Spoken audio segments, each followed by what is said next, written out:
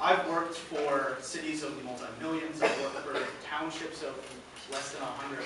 I've worked in some of the most wealthy suburbs in America, and I've worked in the poorest colonias on the border of Texas and Mexico. They all share one thing.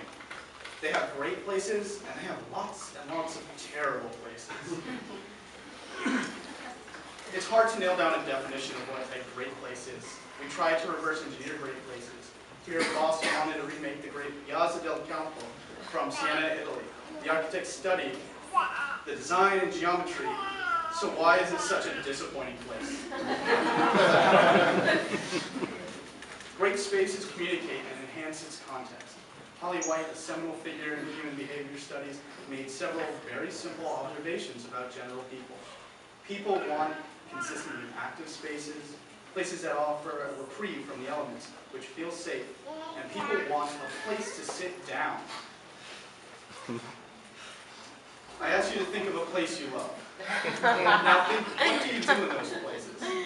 What is happening in those places? Is there food? Is there music or ambience noise?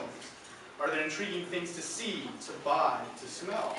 Are you alone there? Are there others? What are you doing? Do you feel part of a city, a connection to the past? A seemingly simple example. People want a place to sit.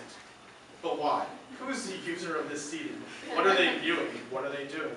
We want to feel like we are somewhere, as opposed to simply journeying through space to get somewhere.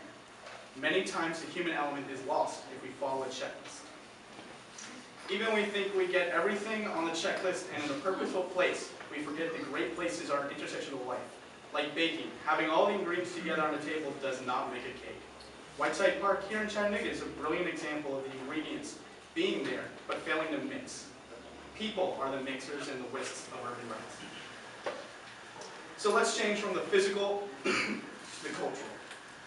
Whether it's a monumental art, historic buildings, or even sacred ground, these components should be treated with respect. But too often do we treat them as mantle decorations bought from a chain store. How do you get to this park? Why would you go to this park? Surrounded by cars, who would want to sit in this park? How many of you give thanks for this park? With its culture, its meaning is lessened by lack of access and utility. Here's Phillips Park, at the corner of Macaulay Ave and Georgia Ave. Does it provide consistent activity? A reprieve from the elements? Does it feel safe? Do you have a place to sit?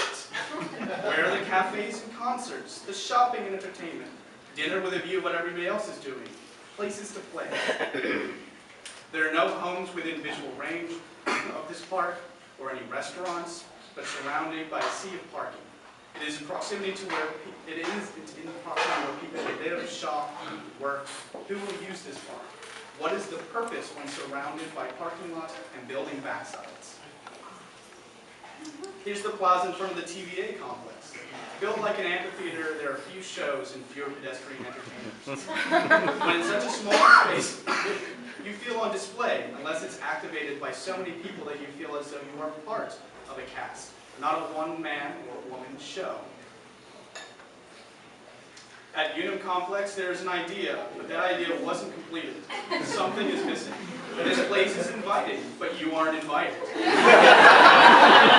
are the Unum employees, as it's located in a non-intuitive location. Like the misplaced benches, these are decoration.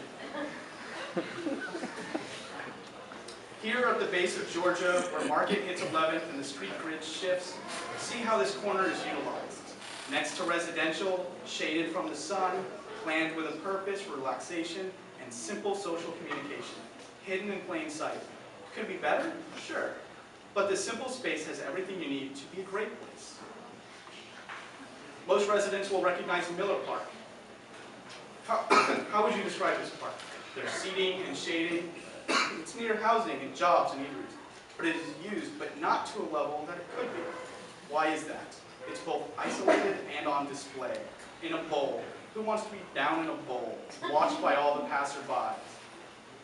This isn't to pick on Chattanooga or any particular urban space. There are plenty of well-done places here. In fact, the APA highlights great places around the country. Chattanooga has several. Just this year, the Walnut Street Bridge was added to the national list of great places. So what makes these places stand out to the APA as great places? They're reflections of the community they sit in. They perform multiple purposes, and the community takes ownership of the space. Ownership by the community is the most valuable and most oftentimes missed component. What is ownership in terms of public space, though? Excuse me. Market Square in downtown Houston has opened recently. The community has 100 days of events for this place. Restaurants offer Market Square picnic baskets that you can take to sit on the lawn. There's local art and history built into the place. It serves several functions. Why do great places matter so much? Most of us can intuitively understand the qualitative measures and identify social interactions and even health benefits. But let's return to Boston. Boston's Post Office Park has an underground garage that pays for the maintenance of the park, the debt of the park, and returns money to the city.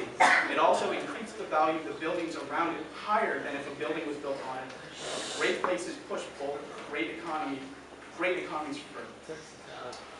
So lastly, I don't want to talk about just big places. So I'm going to end with a quote. I end then in praise of small places. The multiplier effect is tremendous. It is not just the number of people using them, but the larger number who pass by and enjoy them vicariously.